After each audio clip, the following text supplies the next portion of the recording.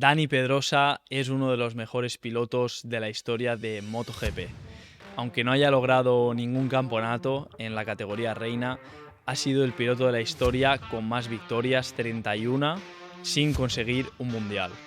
Muchos pilotos, incluido Marc, han comentado muchas veces que Dani no ha podido ser campeón, aparte de por varias circunstancias de lesiones, por su estatura y peso tan reducidos que hacían muy difícil poder pilotar una MotoGP de más de 300 caballos. La primera clave es la finura y la técnica del pilotaje de Dani. Estaremos de acuerdo que Dani ha sido uno de los pilotos más finos y más técnicos de la historia de MotoGP. Entonces, este pilotaje fino y técnico lo que hacía es que fuera muy eficaz, no ponía la moto en ningún momento en compromiso, no tenía movimientos bruscos y agresivos como podemos ver en el caso de Marc. Y si nos fijábamos en su pilotaje, podía parecer incluso que estuviera rodando 2 segundos más lento de lo que realmente estaba haciendo. Entonces Dani, con este estilo tan fino de entrar con mucha velocidad en la curva, no levantar excesivamente la rueda trasera en la frenada, levantar también la moto y ser muy fino levantando la moto, hacía que pudiera acelerar de una manera perfecta sin hacer spinning y sin hacer derrapar el neumático trasero, y conseguía ser súper efectivo en el pilotaje. Pilotos como Marc, cuando llegó a MotoGP, quiso copiar mucho el estilo de Dani porque le permitía ser muy eficaz. Al final Marc consiguió adaptar un poco su estilo más agresivo y al final poder ir más rápido que Dani. Pero esta finura que tenía Dani también le permitía ser muy preciso en los comentarios cuando bajaba del box y siempre conseguía tener una puesta a punto perfecta, porque él conseguía sentir mucho la moto y cuando tenía la puesta a punto perfecta era prácticamente imbatible. Incluso Marc, Lorenzo, Rossi no conseguían batirle cuando tenía el día. Por contraprestación, también podíamos ver que cuando no tenía la moto en el sitio no conseguía estar delante regularmente. La segunda clave es levantar la moto de una manera perfecta. Dani, para mí, ha sido el piloto que mejor levanta la moto a la salida de la curva y que era capaz de conseguir la máxima aceleración, conseguir poner la moto recta lo antes posible para poder acelerar.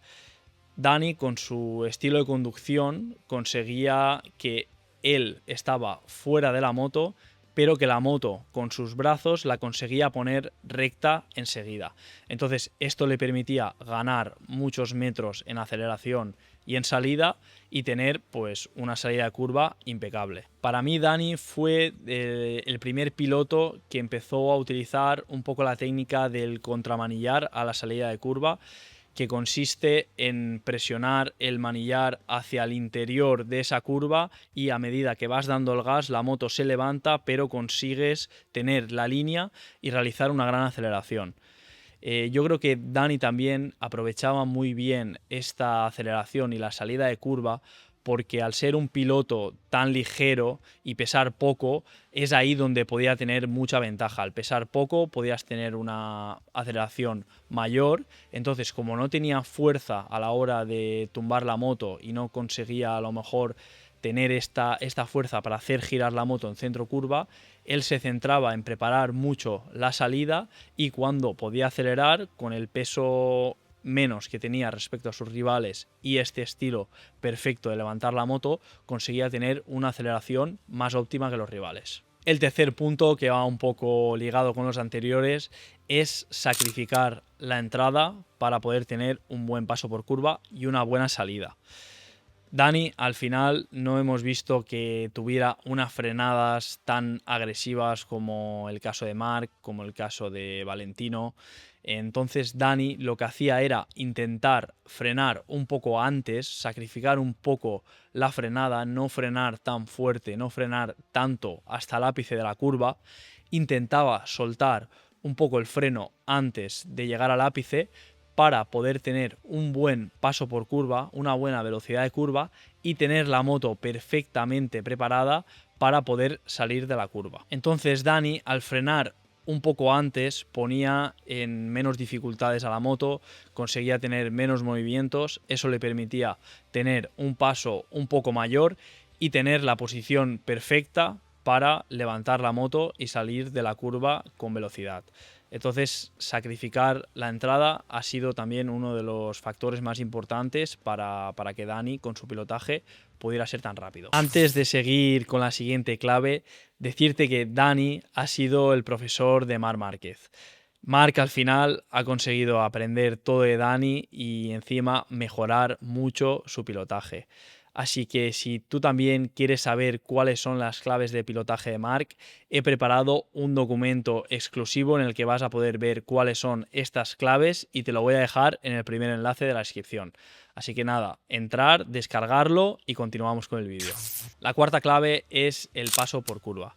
Al final, al sacrificar la entrada, Dani conseguía poder tener unos kilómetros más por hora en el centro de la curva, y esto es porque también soltaba un poco antes el freno. Este estilo realmente no se ve en muchos pilotos de MotoGP, porque es un estilo más de una moto pequeña, como venía antes Dani, de una 125, de una 2,5, en el que tienes que aprovechar mucho más el paso por curva, pero Dani conseguía adaptar este pilotaje de dejar correr más la moto en la MotoGP. Un aspecto que tenemos que tener en cuenta es que cuando Marc llegó a ser compañero de Dani y empezó a ganarlo todo, el pilotaje de Marc al final es muy diferente, es mucho más crítico, es mucho más de stop and go, y yo creo que al final Honda empezó a hacer caso a las indicaciones de Marc, que quería tener una mejor frenada, y esto dificultó mucho la trayectoria de Pedrosa en ser el compañero de Marc, porque veíamos que los primeros años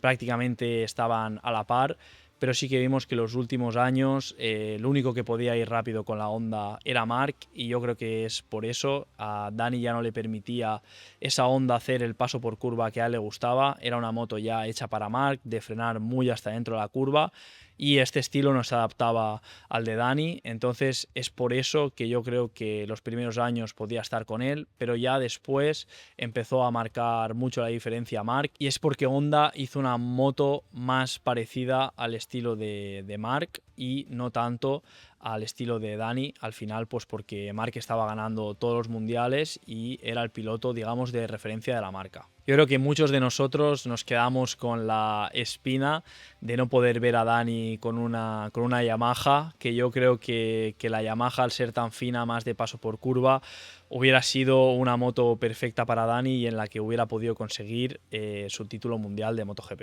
La quinta clave es la posición del cuerpo. Dani conseguía tener una combinación entre el estilo antiguo, el estilo old school, y el estilo nuevo, digamos el actual. Entonces lo que Dani hacía era sacar mucho el culo, sacar mucho el torso, pero no sacaba tanto, digamos, la cabeza, el hombro y el codo. Si comparamos los estilos con el estilo de Marc, lo podemos ver muy fácil, o con el estilo de Martín, de Bagnaia. Vemos que Dani está sentado más encima de la moto, mientras que los otros están mucho más fuera. Esto tiene pros y contras. Un contra podría ser que en curvas muy largas, donde tienes que hacer girar mucho la moto, el tener el cuerpo más fuera te puede ayudar a tener este paso por curva, pero al final el estilo de Dani era un poco más de intentar hacer la aceleración perfecta a la salida de curva. Entonces este estilo de no tener tanto el cuerpo fuera le ayudaba a hacer una buena aceleración. También, al ser un piloto tan ligero, tenía que intentar poner el máximo peso posible en la rueda trasera para tener grip, y si sacaba mucho el cuerpo, con lo poco que pesaba, no iba a poner ningún peso en el neumático trasero y iba a tener cero grip. Entonces yo creo que este ha sido un detalle que le ha hecho estar siempre más encima de la moto, porque al final si no pones peso tanto en el neumático delantero como en el trasero, no puedes ir rápido. La sexta y última clave es las salidas.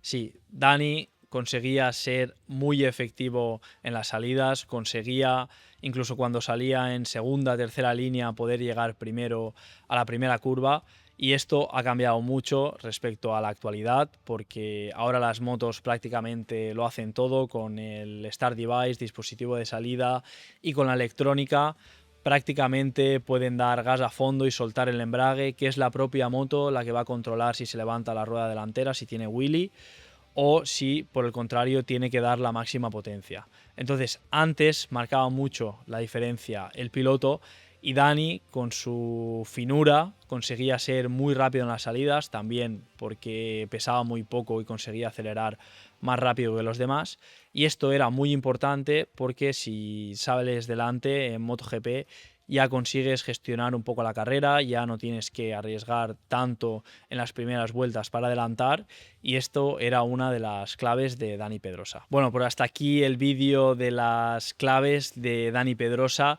Decidme por comentarios si pensáis que tiene alguna más y si se os ha quedado la espina como a mí de que Dani no ha conseguido nunca un título mundial de MotoGP. Os recuerdo que tenéis en el primer enlace de la descripción el documento con las 5 claves de pilotaje de Marc Márquez. Y nada, suscribiros si os gusta este tipo de vídeos, darle like y nos vemos en el próximo vídeo.